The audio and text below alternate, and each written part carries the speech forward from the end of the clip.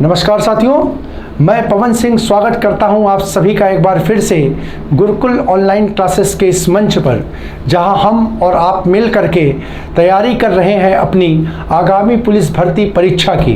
इस अंक के तहत हम लोग हिंदी के महत्वपूर्ण परीक्षा उपयोगी प्रश्नों पर चर्चा करते हैं। तो आइए अपने आज के अंक को प्रारंभ करते हैं। अपने आज के अंक को प्रारंभ करने से पहले मैं अपने सभी साथियों से अनुरोध करना चाहूँगा कि वो सभी अपने साथ पेन और पुस्तक को लेकर के बैठे, जिससे कि प्रश्नों से संबंधित जो महत्वपूर्ण बिंदु होते हैं उन बिंदुओं को वो साथ साथ नोट करते हुए चले, जिससे कि रिवीजन करने में उनको क्या हो, आसानी हो सके। ठीक है, तो आइए साथियों अपनी आज की चर्चा को प्रारंभ करते हैं और देखते हैं अपनी आज की चर्चा का पहला प्रश्न। तो हमारी आज की चर्चा का पहला प्रश्न है, फिर से हमारा जो प्रश्न स्टार्ट हुआ है वो लिंग से स्टार्ट हुआ है। और ये प्रश्न हमारा क्या कह रहा है? ये प्रश्न हमारा कह रहा है कि निम्नलिखित शब्दों में से एक स्त्रीलिंग का पद है। विकल्प ए दूध, बी मक्खन, सी मट्ठा और डी छाछ। साथियों संभवतः ये हम लोग इस प्रश्न को पूर्व में कर चुके हैं, तो इस प्रश्न का आंसर देखते हैं कितने लोग सही दे पा रहे हैं। तो इस प्रश्न का जो आंसर होगा वो आंसर स्त्रीलिंग का पद पूछा है। तो साथियों देखिए, दूध पिया जाता है, मक्खन खाया जाता है, मट्ठा पिया जाता है, जबकि छाछ जो होती है पिया नहीं बल्कि पी जाती है। तो साथियों यहाँ पर यही स्त्रीलिंग का पद होगा। आंसर हमारा हो जाएगा विकल्प डी। आंसर हमारा हो जाएगा विकल्प डी, इस प्रश्न का आंसर हो जाएगा। अगले प्रश्न की ओर हम लोग बढ़ते हैं। अगला प्रश्न है हमारा, निम्नलिखित में से कौन सा शब्द सारंग का अर्थ नहीं है? साथियों बहुत महत्वपूर्ण अनेकार्थी शब्द है, इसको याद रखिएगा। इसके कई अर्थ होते हैं। अब इसमें पूछा गया है कि कौन सा इसका अर्थ नहीं है। तो देखिए, विकल्प ए है पपीहा, बी शहद, सी कामदेव और डी राजहंस। तो साथियों ध्यान रखिएगा, यहाँ पर सारंग का जो अर्थ होगा, जो नहीं होगा, पूछ रहा है कौन सा अर्थ नहीं है, तो उसका जो आंसर होगा वो होगा विकल्प बी शहद। ठीक है, उसके अलावा देखिए यहाँ पर क्या, यहाँ पर हमने बोला पपीहा के साथ हमने बोला राजहंस के अलावा हमने बोला कामदेव के अलावा साथियों ध्यान रखिएगा, कामदेव के अलावा मोर,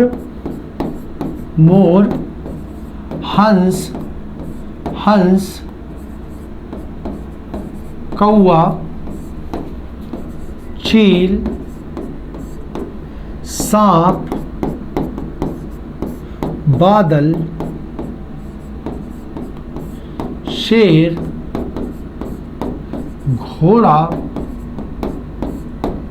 हाथी, सांप हो गया आदि। इसके अलावा भी साथियों कई पद हैं। इतने अर्थ आपको किसके, सारंग के मिलेंगे। अनेकार्थी के दृष्टिकोण से ये परीक्षा के लिए बहुत महत्वपूर्ण प्रश्न है कि सारंग के अर्थ आपको क्या हो, याद हो। सारंग के अर्थ आपको याद हो। तो यहाँ पर इनके साथ मैंने इन पदों को भी लिख दिया है और आप अपनी नोटबुक में से इसको नोट कर ले और अपनी किताब जो आपके पास होगी उससे और जो पद होंगे वो निकाल करके इसको याद कर लेंगे। ये बहुत इंपॉर्टेंट प्रश्न है। ठीक है, तो यहाँ पर जो सारंग का अर्थ नहीं होगा वो होगा विकल्प बी शहद। सारंग का अर्थ नहीं होता है। ठीक है, अगला भाषा, कौरवी भाषा का उदय किससे हुआ है? विकल्प ए पश्चिमी हिंदी, बी राजस्थानी हिंदी, सी पूर्वी हिंदी, डी बिहारी हिंदी। तो साथियों ध्यान रखिएगा, कौरवी भाषा अगर ध्यान करें तो देखिए कौरवी का संबंध किससे है, कौरवों से हो जाए। किससे हो जाएगा? कौरव, यानी कौरव का मतलब महाभारत का क्षेत्र। और अगर महाभारत की बात करें तो ये कौरवों का जो क्षेत्र है वो कहाँ पर पाया जाता था? तो देखिए कौरवों की राजधानी क्या थी? कौरवों की राजधानी मानी जाती थी क्या? कुरुक्षेत्र मानी जाती थी। ठीक है, कुरुक्षेत्र। और कुरुक्षेत्र का जो मतलब एक तरीके से समझिए कि वो जो क्या था हमारा हस्तिनापुर, क्या था? हस्तिनापुर राज्य था, हस्तिनापुर था कौरवों का। ठीक है, अब उसकी राजधानी क्या मानी जाती थी? तो उसकी राजधानी कही जाती थी क्या? इंद्रप्रस्थ क्या कही जाती थी? इंद्रप्रस्थ। और इंद्रप्रस्थ की अगर हम चर्चा करें साथियों, तो इंद्रप्रस्थ की चर्चा अगर हम करते हैं तो देखिए इंद्रप्रस्थ का वर्तमान क्षेत्र जो होता है दिल्ली और उससे लगा हुआ क्षेत्र होता है, दिल्ली और उससे लगा हुआ क्षेत्र। अगर उससे लगे हुए क्षेत्र की हम चर्चा करें तो क्या हो सकता है साथियों? तो वो हो सकता है मेरठ, सहारनपुर और शामली,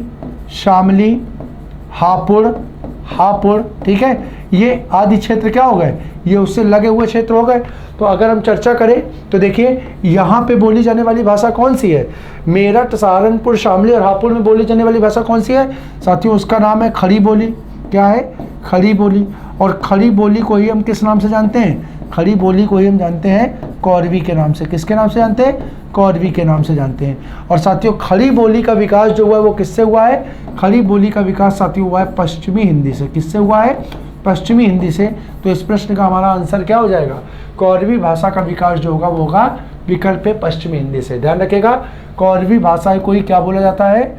इसी को खड़ी बोली के नाम से भी जाना जाता है। किसके नाम से जाना जाता है? खड़ी बोली के नाम से भी जाना जाता है। ये याद रख लीजिएगा आप, ठीक है, खड़ी बोली के नाम से भी जाना जाता है। अगला क्वेश्चन देखते हैं हम लोग। अगला क्वेश्चन है हमारा, वे शब्द जिनके सार्थक खंड ना हो उन्हें क्या कहते हैं? ऐसे शब्द जिनके सार्थक खंड नहीं होते वो क्या कहलाते हैं? विकल्प ए रूढ़, बी योग रूढ़, सी यौगिक और डी प्रयुक्त। तो साथियों ध्यान रखिएगा, जिनके सार्थक खंड नहीं होते ऐसे शब्दों को हम लोग बोलते हैं रूढ़ शब्द। विकल्प ए इस प्रश्न का सही आंसर होगा। अब साथियों देखिए, तो हमने क्या बताया था? हमने कहा था जब हम पढ़ते हैं शब्द रचना में तो रचना व बनावट के आधार पर शब्द कितने प्रकार के होते हैं? शब्द 3 प्रकार के होते हैं। वो क्या क्या होते हैं साथियों? तो होता है रूढ़, दूसरा होता है यौगिक, और तीसरा होता है साथियों योग रूढ़। क्या होता है? योग रूढ़। तो रूढ़ शब्द क्या होते हैं? रूढ़ शब्द जो होते हैं जिनके सार्थक खंड ना हो, ठीक है, जिनके सार्थक खंड ना हो, ठीक है। यौगिक क्या कहलाते हैं? यौगिक होते हैं जो 2 रूढ़ शब्दों से मिलकर बने, 2 रूढ़ से मिलकर के बने। अगर इनसे मिलकर के बने तो इसका मतलब क्या हो जाएगा साथियों? इसका मतलब हो जाएगा कि इनके सार्थक खंड संभव होंगे। और तीसरा क्या होता है? तीसरा होता है योग रूढ़। तो योग रूढ़ क्या होता है साथियों? तो ध्यान रखिएगा, योग रूढ़ जो होता है जिनके सार्थक खंड संभव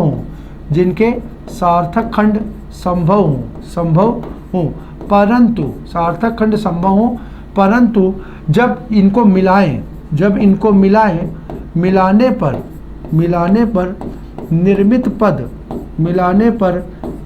पद कैसा अर्थ दे? निर्मित पद विशेष अर्थ दे। कैसा अर्थ दे?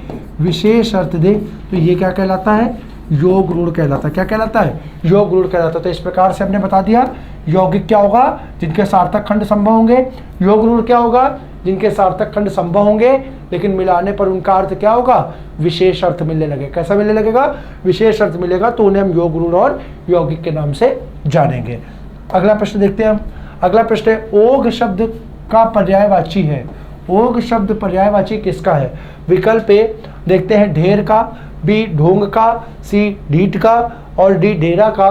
तो साथियों ध्यान रखिएगा, ओघ शब्द जो है, ओघ शब्द का शाब्दिक अर्थ होता है ढेर, यानी इसका पर्यायवाची होगा विकल्प ए ढेर का पर्यायवाची हो जाएगा ओघ। अगला प्रश्न है हमारा, दिए गए वाक्य के लिए एक शब्द का चयन करना है। दिए गए वाक्य के लिए एक शब्द का चयन करना है। वाक्य क्या हमारा? वाक्य है, पाप करने के बाद स्वयं दंड पाना। पाप करने के बाद स्वयं दंड पाने को क्या कहते हैं?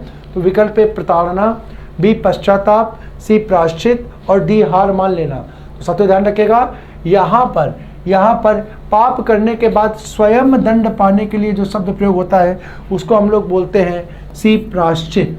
ठीक है, स्वयं दंड पाना। अब कई हमारे जो छात्र हैं उनको दिक्कत होगी कि सर जी आप पश्चाताप होगा कि प्रायश्चित होगा, इस दोनों में हमें कंफ्यूज है। तो साथियों देखिए, पश्चाताप का मतलब होता है किए गए कार्य के प्रति पछताना, कार्य को लेकर पछताना। ठीक है, पछताने में आप दंड नहीं पाते हो, स्वयं अपने आप को दंड नहीं देते हो। आपको मन में ग्लानि होती है, एक भाव होता है कि हमसे गलत हो गया, चलो ठीक है, अब हम आगे से उस चीज़ को नहीं करेंगे। लेकिन प्रायश्चित का मतलब होता है कि जो गलती हमसे हुई है उस गलती को लेकर के हम अपने आप को उस गलती के लिए क्या करेंगे, दंडित करेंगे, उस गलती के लिए क्या करेंगे, अपने आप को दंड देंगे। तो ये प्रक्रिया होती है प्रायश्चित की।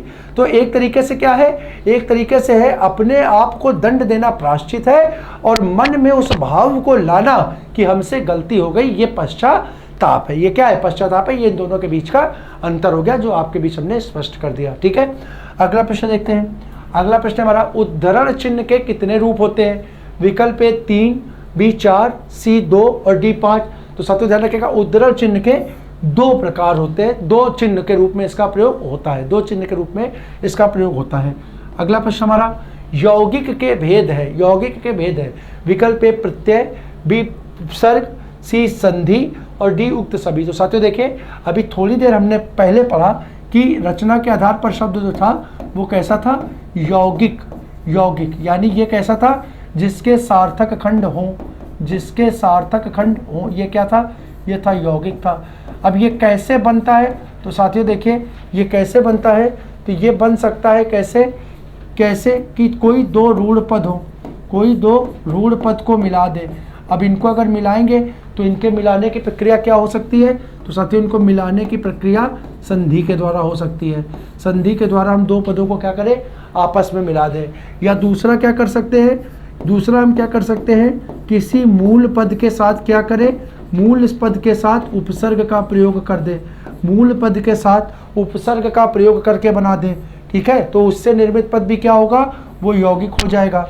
और तीसरा क्या कर सकते हैं, तीसरा कर सकते हैं साथियों, मूल पद के साथ, मूल पद के साथ हम क्या करें, प्रत्यय का प्रयोग कर दें। क्या कर दें, प्रत्यय का प्रयोग कर दें। तो इससे निर्मित पद भी क्या होगा, यौगिक पद होगा। यानी यौगिक पदों का निर्माण किससे किससे, संधि से, उपसर्ग से और प्रत्यय से। संधि, उपसर्ग और प्रत्यय की सहायता से क्या होता है, यौगिक पदों की रचना होती है। तो इस प्रकार से इस प्रश्न का आंसर होगा विकल्प डी, उक्त सभी। अगले प्रश्न को देखते हैं। हमारा अगला प्रश्न है, खूंटी शब्द का बहुवचन बनाना है। विकल्प ए को पढ़िए। पहला विकल्प है खूंटियाँ, विकल्प बी खूंटियों, विकल्प सी खूंटिया और विकल्प डी खूंटियाँ। ठीक है, तो यहाँ पर देखें, यहाँ पर 2 तो वर्तनी ही आपकी गलत हो जाएंगी, ये वर्तनी ही नहीं मिलेगी। अब बात हो रही है क्या, विकल्प ए और बी की, कि खूंटियाँ होगा कि खूंटियों होगा। तो साथियों ध्यान रखिएगा, यहाँ पर यह खूंटी का प्रयोग कैसे हुआ है, ये खूंटी का प्रयोग निर्विभक्तिक रूप से हुआ है। कैसे हुआ है, निर्विभक्तिक रूप से हुआ है। निर्विभक्तिक का अगर हम बात करें तो निर्विभक्ति का मतलब होता है बिना विभक्ति के। कैसा, बिना विभक्ति के। और अगर बिना विभक्ति के पद प्रयोग होता है तो वहाँ पर इसका सही आंसर बनता है विकल्प ए, खूंटियाँ। ठीक है, हमने क्या बताया था साथियों, हमने बताया था कि यदि किसी पद का समापन किससे हो, ईक हो, यानी ये पद कैसा हो, ईकारांत हो। कैसा हो, ईकारांत हो। तो ईकारांत पदों में उसका बहुवचन बनाने के लिए ई को क्या करते हैं, इया में परिवर्तित कर देते हैं, ई को इया में बदल देते हैं। अब जरा ध्यान से देखिए, ये पद क्या है, ये पद है खूंटी, ये पद क्या है, खूंटी। अब इस पद का समापन किससे हुआ बेटा, ई से हुआ। अब ये क्या है, ये एक वचन का पद है। क्या है, एक वचन का पद है। अब इसको अगर बहुवचन बनाना है तो ये ई जो है आपकी किसमें, इया में बदल जाएगी। किस में बदल जाएगी, इया में बदल जाएगी और आपका शब्द आ जाएगा खूंटियाँ। क्या हो जाएगा, खूंटियाँ। यानी सही आंसर होगा विकल्प ए। अगला प्रश्न देखते हैं। अगला प्रश्न साथियों हमारा, अंगिका किस राज्य की बोली है? विकल्प ए बंगाल, बी छत्तीसगढ़, सी मध्य प्रदेश और डी बिहार। तो साथियों अगर आपने इतिहास पढ़ा हो तो प्राचीन काल में आपने जो 16 महाजनपदों की चर्चा की होगी, 16 महाजनपदों की चर्चा की होगी, उन 16 महाजनपदों में एक जनपद था, महाजनपद था जिसका नाम था अंग। यानी अंगिका बोली का संबंध होगा अंग क्षेत्र से। और अंग को अगर देखें तो अंग की जो अवस्थिति है प्राचीन काल में वो वर्तमान काल के बिहार राज्य में स्थित है। तो अंगिका जो बोली होगी वो किस राज्य की होगी, विकल्प डी, बिहार राज्य की बोली हो जाएगी। किसकी हो जाएगी, बिहार राज्य की बोली हो जाएगी। अगला प्रश्न हम लोग देखते हैं और साथियों इस प्रश्न को हम लोग पढ़ते हैं। अगला प्रश्न है, अत्यधिक परिश्रम से आरंभ किए व्यापार में बहुत कम लाभ होने पर हताश उद्यमी ने कहा, उक्त वाक्य के लिए रिक्त स्थान में प्रयुक्त लोकोक्ति होगी। यानी यहाँ पर हमें लोकोक्ति का प्रयोग करना है। कोई ऐसा व्यक्ति जिसने बहुत अधिक मेहनत की, बहुत अधिक मेहनत करने पर भी उसे सफलता अर्जित नहीं हुई, तो उस सफलता से निराश होकर के बरबस ही उस व्यक्ति के मुंह से क्या निकला होगा, उस लोकोक्ति का प्रयोग आपको यहाँ पर करना है। देखते हैं हमारी लोकोक्तियाँ कौन कौन सी हैं। विकल्प ए कह रहा है ओखली में सिर दिया तो मूसल से क्या डर रहा। विकल्प बी खोदा पहाड़ निकली चुईया। विकल्प सी बैठे से बेगार भली। और डी अब पछताए हो दिखा जब चिड़िया चुग गई खेत। तो साथियों देखिए, यहाँ पर परिश्रम करने के बाद भी सफलता ना प्राप्त होना, तो इसके लिए हम लोग बोलेंगे विकल्प बी खोदा पहाड़ निकली चुईया। यानी वाक्य आपका बनेगा अत्यधिक परिश्रम से आरंभ किए व्यापार में बहुत कम लाभ होने पर हताश उद्यमी ने क्या कहा। हताश उद्यमी ने कहा कि खोदा पहाड़, यानी हमने व्यापार में खूब परिश्रम किया परंतु उसका प्रतिफल नहीं मिला, यानी खोदा पहाड़ और निकली चुईया। यानी इस प्रश्न का आंसर हो गया विकल्प बी। अगला प्रश्न देखते साथियों। अगला प्रश्न हमारा निम्नलिखित शब्दों में से एक विदेशी भाषा का नहीं है। विदेशी भाषा का शब्द कौन सा नहीं है। तो विकल्प ए औरत, बी कमीज, सी गमला और डी बूंद। तो साथियों विदेशी भाषा का जो शब्द नहीं होगा वो होगा विकल्प बी बूंद। बूंद जो होगा वो विदेशी भाषा का शब्द नहीं होगा। बाकी औरत, कमीज और गमला ये तीनों जो होंगे ये विदेशी भाषा के शब्द होंगे। अगर हम चर्चा करें तो साथियों यहाँ पर नोट कर लीजिएगा, औरत जो है वो अरबी भाषा का शब्द है। औरत जो है वो अरबी भाषा का शब्द है, जबकि कमीज और गमला ये दोनों शब्द का संबंध पुर्तगाली भाषा से है। साथियों परीक्षा के दृष्टिकोण से मैं आपको बता दूं, हमने पीछे आपको करा भी रखा है कि गमला शब्द परीक्षा में बहुत बार पूछा गया है। गमला शब्द किस भाषा का है, ये कई बार परीक्षाओं में प्रश्न आया है, तो आप इसको याद रखेंगे कि गमला शब्द का संबंध किससे है, पुर्तगाली भाषा से है। अगले प्रश्न की ओर हम लोग बढ़ें। अगला क्वेश्चन है हमारा, हास्य का विलोम क्या होगा। हास्य का विलोम क्या होगा। विकल्प ए हास्य, बी वृद्धि, सी हंसी, डी हस्त। तो साथियों यहाँ पर देखिए, हास्य का अर्थ होता है कमी, ठीक है। और कमी का यहाँ पर अगर विपरीत अर्थ निकालें तो कमी का विपरीत अर्थ होता है बढ़ोतरी। और बढ़ोतरी को हम एक आधे पद में बोले तो वो होता है वृद्धि। यानी हर्ष का सही आंसर हो जाएगा विकल्प बी, वृद्धि इसका विलोम पद हो जाएगा। अगला क्वेश्चन देखते हैं। अगला क्वेश्चन है रिक्त स्थान की पूर्ति करनी है। विकल्प दिया, हमारा जो वाक्य दिया है वो दिया हुआ है, अहिल्या मुनि के श्राप से हो गई। अहिल्या मुनि के श्राप से क्या हो गई। विकल्प ए मिट्टी, बी निष्प्राण, सी निर्जीव और डी पत्थर। तो साथियों आप सब ने सुनी होगी कथा कि अहिल्या जो थी वो गौतम ऋषि की पत्नी थी, जिन्होंने उसको श्राप देकर के क्या किया था, पत्थर का बना दिया था। और भगवान राम जब विश्वामित्र के साथ वन को आए तो वहां पर उनके क्या कहते हैं, पैर को पड़ते ही वो क्या हो गई, वो पुनः अपने स्वरूप में आ गई। ठीक है, जहाँ पे हम लोग बोलते हैं ना कि एक हम लोगों ने सुना होगा कि हम लोगों ने हास्य रस में बहुत बढ़िया तुलसीदास का पद सुना है कि वहां पे वो कहते हैं, विंध्य के वासी उदासी तपोव्रत धारी महाबीनु नारी दुखारे और गौतम तीय तरी तुलसी कथा सुनिबे मुनि वृंद सुखारे। यानी गौतम जी की जो पत्नी थी वो क्या तर गई थी, यानी अपने स्वरूप को प्राप्त कर गई थी। कैसे, ये होय शिला सब चंद्रमुखी, क्योंकि वो शिला जो थी, जो पत्थर की हो गई थी, वो क्या, वो सुंदर स्त्री का रूप धारण कर ली थी, सुंदर स्त्री का रूप धारण कर ली थी। तो यहाँ पर देखिए, श्राप से वो क्या हो गई थी, श्राप से शिला में परिवर्तित हो गई थी। होय शिला परिवर्तित हो गई थी, और शिला को हम पत्थर बोलते हैं, तो इसका अर्थ क्या हो जाएगा, पत्थर हो जाएगा। क्या हो जाएगा, यहाँ पर हमारा सही विकल्प हो जाएगा पत्थर। तो इसका पूरा वाक्य बनेगा, अहिल्या मुनि के श्राप से पत्थर हो गई। आंसर विकल्प डी। अगला क्वेश्चन देखिए, चिंतामणि किस विधा की रचना है। चिंतामणि किस विधा की रचना है। विकल्प ए उपन्यास, बी नाटक, सी निबंध और डी कहानी। तो साथियों ध्यान रखिए, चिंतामणि जो पुस्तक है, चिंतामणि पुस्तक जो है, ये इसका जो विधा है उसकी विधा है विकल्प सी निबंध। निबंध की विधा पर यह पुस्तक लिखी गई है। अगला क्वेश्चन देखते हैं। अगला क्वेश्चन साथियों, अगला क्वेश्चन दिए गए विकल्पों में से कौन सा विकल्प अंगना शब्द का समानार्थी पद है। अंगना शब्द का समानार्थी पद है। विकल्प ए स्त्री, बी पल्लू, सी गांव और डी आंगन। तो साथियों ध्यान रखिए, हम ज्यादा कुछ नहीं करते, आपके सामने सिर्फ एक इससे पद बना देते हैं। आपने एक पद सुना होगा वीरांगना, क्या शब्द सुना होगा? वीरांगना। अब देखिए अगर इसको तोड़ दीजिए तो ये पद टूट जाएगा, वीर धन अंगना में, वीर धन अंगना में। और यहाँ पर देखिए वीरांगना शब्द का प्रयोग आप लोग किसके लिए करते हो? वीरांगना शब्द का प्रयोग करते हो आप लोग वीर स्त्री के लिए। किसके लिए करते हो? वीर स्त्री के लिए करते हो। यहाँ पर वीर से वीर को काट दीजिए तो अंगना पद किसका मिला?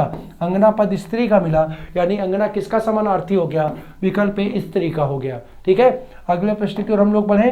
अगर अगला प्रश्न देखें तो विकल्प है हमारा जिनकी ध्वनि केवल मुख से निकलती है, केवल मुख से, या जिनका कह सकते हैं हम कि ऐसी ध्वनियां जिनके उच्चारण में केवल मुख का प्रयोग होता है, वे क्या कहलाती हैं? विकल्प ए कह रहा है वृत्ताकार स्वर, बी समृद्ध स्वर, सी अनुनासिक स्वर और डी निर्नुनासिक स्वर। तो साथियों देखिए, केवल मुख से निकलने वाली ध्वनियां जो होती है वो कहलाती हैं विकल्प डी निर्नुनासिक, निर्नुनासिक। अगर देखें तो वृत्ताकार स्वर या इन्हीं को हम वृत्तमुखी बोलते हैं। क्या बोलते हैं? वृत्तमुखी बोलते हैं। और अगर चर्चा करें तो वृत्तमुखी का मतलब होता है जिनके उच्चारण में क्या हो?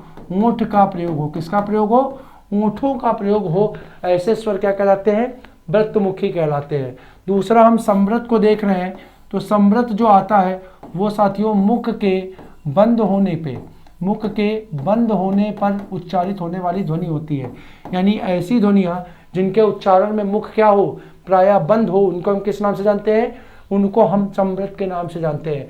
अगला क्वेश्चन, अगला है अनुनासिक। अनुनासिक की अगर बात करें तो अनुनासिक का मतलब होता है जिनके उच्चारण में क्या हो?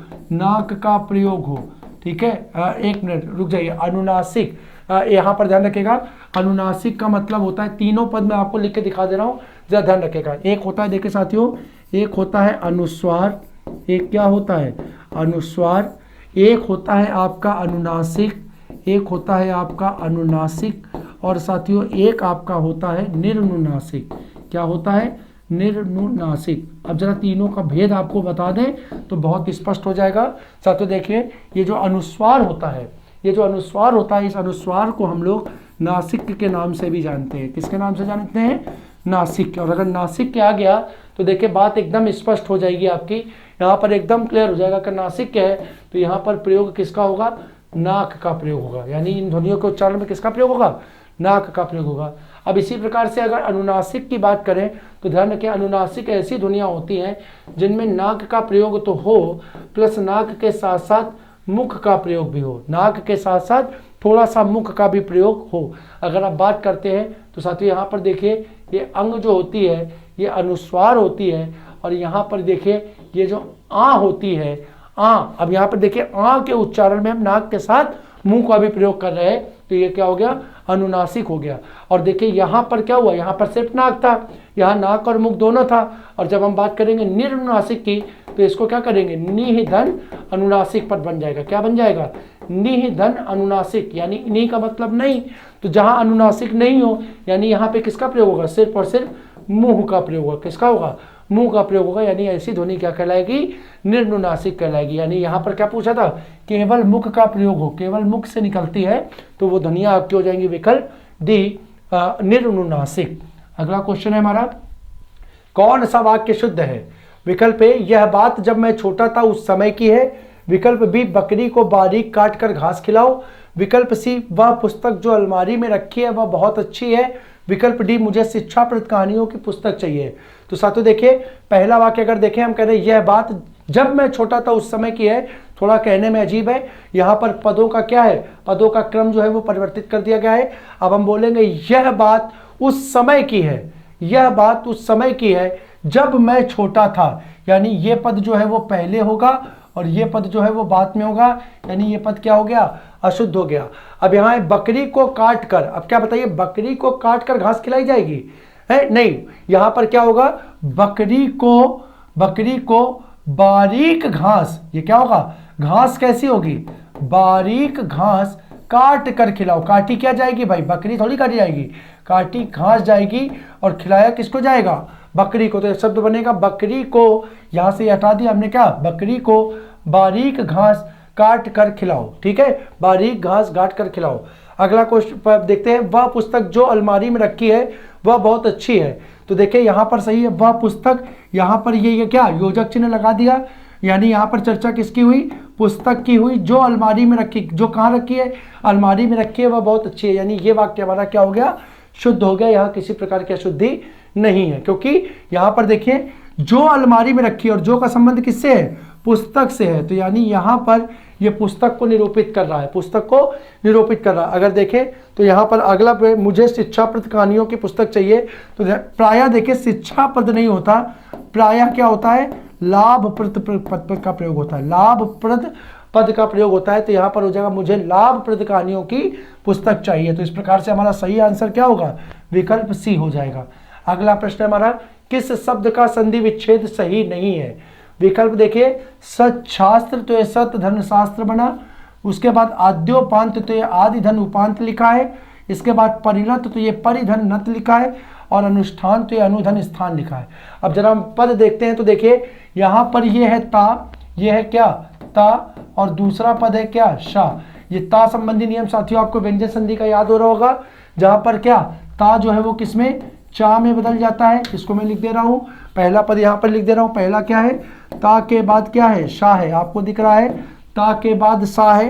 तो ता किस में बदलता है बेटा, ता जो है वो बदलता है किसमें, चा में, और सा जो बदलता है किसमें, छा में। अब देखिए यहाँ पर ता बदला चा में, सा बदला छा में, यानी ये पद सही है, यानी ये आंसर नहीं है, ये आंसर नहीं है, पद ठीक है।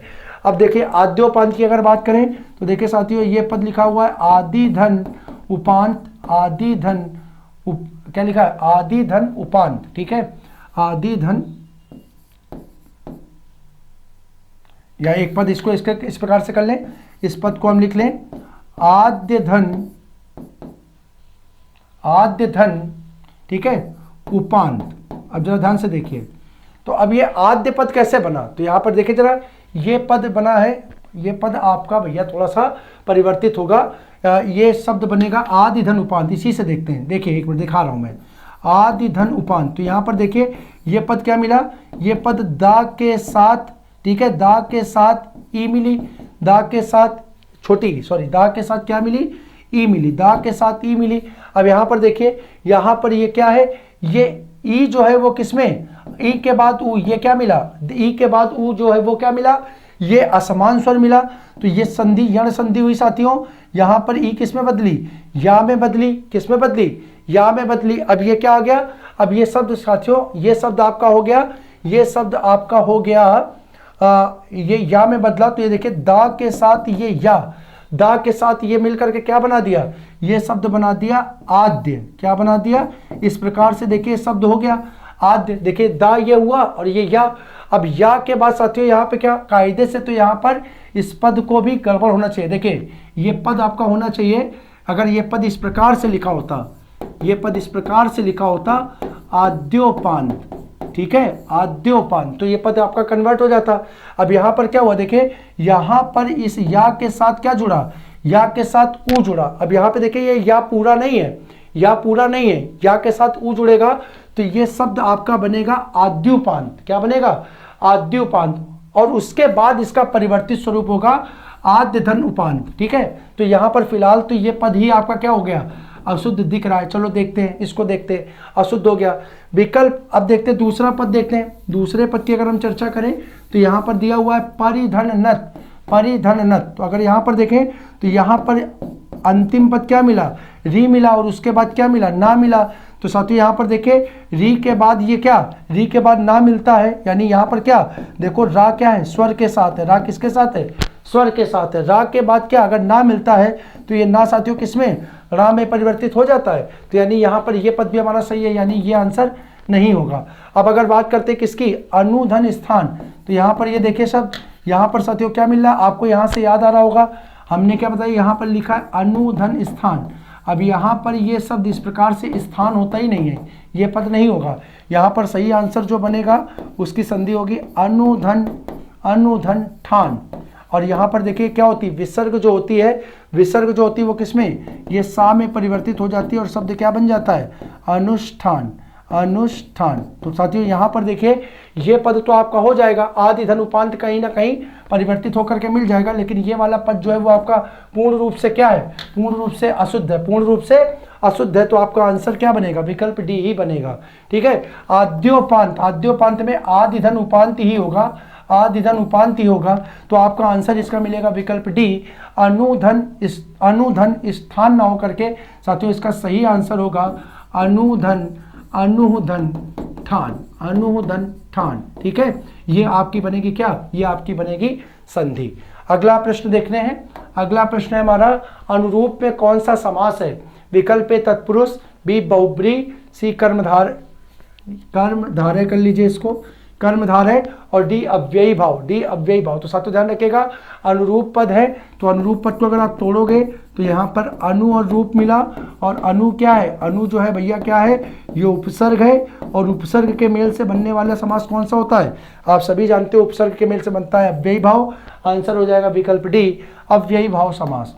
अगला प्रश्न है हमारा, सुमित्रा में प्रत्यय होगा, सुमित्रा में प्रत्यय होगा, विकल्प ए आ, विकल्प बी अ, विकल्प सी इत्रा, और विकल्प डी त्रा। तो साथियों ध्यान रखिए इस पद को अगर हम तोड़ेंगे तो ये पद टूटेगा सु धन मित्र धन आ, सु धन मित्र धन आ। ये आपका क्या हुआ, ये हो गया आपका मूल पद, ये क्या हुआ, ये हो गया आपका मूल पद। और आप जानते हो मूल पद के पहले प्रयुक्त होने वाला पद क्या कहलाता है, वो कहलाता है उपसर्ग, और उसके बाद में प्रयुक्त होने वाला पद क्या कहलाता है, प्रत्यय। आपसे इसमें प्रत्यय पूछा है तो प्रत्यय के रूप में किसका प्रयोग हो रहा है, आ का प्रयोग हो रहा है। आपका आंसर हो जाएगा विकल्प ए आ। क्या हो जाएगा, आंसर हो जाएगा विकल्प ए आ। अगला प्रश्न देखिए, अगला प्रश्न है, अधोलिखित किस वाक्य में अकर्मक क्रिया है। अकर्मक और सकर्मक की साथियों मैंने बहुत अच्छी पहचान बता रखी थी आपको, क्या का प्रश्न करना है। अगर उत्तर हाँ में मिला, उत्तर हाँ में मिला तो क्रिया सकर्मक, और उत्तर अगर ना में मिला, उत्तर अगर ना में मिले तो क्रिया अकर्मक। अब जरा देखिए यहाँ पर देख लीजिए, हम पहला वाक्य देखते हैं, रामू खाना खा रहा है, क्रिया क्या है, क्रिया है खाना, खाना से क्या का प्रश्न कीजिए, क्या खा रहा है, आंसर मिल रहा है, क्या खा रहा है, आंसर मिल रहा है, यानी ये क्रिया हो गई सकर्मक, आंसर नहीं होगा। चालक गाड़ी चलाता है, क्रिया क्या है, क्रिया साथियों यहाँ पर है चलाना, प्रश्न किया क्या चला रहा है, उत्तर मिला हाँ, यानी ये भी क्रिया अकर्मक नहीं होगी, यानी ये भी होगी सकर्मक। अगला क्वेश्चन, श्याम हंसता है, क्रिया क्या है, क्रिया है साथियों हंसना। अब बताइए क्या यहाँ हम प्रश्न कर सकते हैं, क्या हंसता है, नहीं, हम साथियों यहाँ पर क्या का प्रश्न नहीं कर सकते, हमको प्रश्न करना पड़ेगा कौन हंसता है। क्या करेंगे, कौन हंसता है, तो यानी यहाँ पर क्या का प्रश्न नहीं हो पा रहा, यानी यही क्रिया हमारी क्या होगी, अकर्मक होगी। हमारा आंसर हो जाएगा विकल्प सी, सी जो है वो हमारी अकर्मक क्रिया हो जाएगा। अगला क्वेश्चन भी देखते हैं, माँ स्वेटर बुनती है, अगला विकल्प है बुनती, तो क्या हो गया बुनना। अब बुनना से भी आप देखो क्या का प्रश्न कर सकते हो, क्या बुनती है, आंसर मिलेगा स्वेटर बुनती है, यानी ये भी आंसर नहीं होगा। तो इस प्रश्न का आंसर हमारा हो गया विकल्प सी, हंसना, यानी श्याम हंसता है। अगले क्वेश्चन की अगर बात करें तो निम्नलिखित में से विशेष एवं विशेषण की दृष्टि से एक युग्म गलत है, यानी कौन सा ऐसा युग्म है जो विशेषण और विशेष्य को निरूपित नहीं करता है। विकल्प ए क्रोध और क्रुद्ध, विकल्प बी आसक्ति और आसक्त, विकल्प सी आकर्षण और आकृष्ट, और विकल्प डी ईर्ष्या और उपेक्षा। तो साथियों ध्यान रखिएगा यहाँ पर इस प्रश्न का जो सही आंसर होगा ईर्ष्या और उपेक्षा होगा। ईर्ष्या और उपेक्षा एक दूसरे के सही पद नहीं है, यानी विशेषण और विशेष्य के रूप में प्रयुक्त नहीं है। जबकि क्रोध से क्रुद्ध, आसक्ति से आसक्त, आकर्षण से आकृष्ट पद आपके जो होंगे वो विशेषण और विशेष्य के पद हो जाएंगे। ठीक है, विशेषण और विशेष्य के पद हो जाएंगे। ईर्ष्या का देखिए साथियों, ईर्ष्या से जो विशेषण पद बनता है वो बनेगा ईर्ष्यालु। क्या बनेगा, ईर्ष्यालु। ठीक है, उपेक्षा ना होकर के इसका पद होगा ईर्ष्यालु। तो इस प्रकार से आंसर हमारा होगा विकल्प डी। अगला प्रश्न हमारा, पन्नग का समानार्थी शब्द है, पन्नग का समानार्थी शब्द है, विकल्प ए उड़ग, बी पिक, सी पिनाक, और डी केसरी। तो साथियों ध्यान रखिएगा पन्नग जो होता है वो किसके लिए प्रयोग होता है, वो सर्प के लिए प्रयोग होता है, और सर्प के लिए जो हम पद यहाँ पर देखते हैं तो वो होता है उड़ग, यानी पन्नग का समानार्थी पद होगा विकल्प ए उड़ग। पन्नग का समानार्थी शब्द होगा ए उड़ग। तो साथियों इस प्रकार से हम अपने आज के सत्र के जो महत्वपूर्ण 25 प्रश्न थे उनके साथ अपनी चर्चा को यहाँ पर प्रारंभ किए, पूर्ण किए। ठीक है, आशा करता हूं कि ये चर्चा जो है आप लोगों के लिए लाभकारी सिद्ध होगी। अगले अंक के लिए हम आप सभी के सम्मुख एक नई ऊर्जा के साथ इसी प्रकार से उपस्थित होंगे।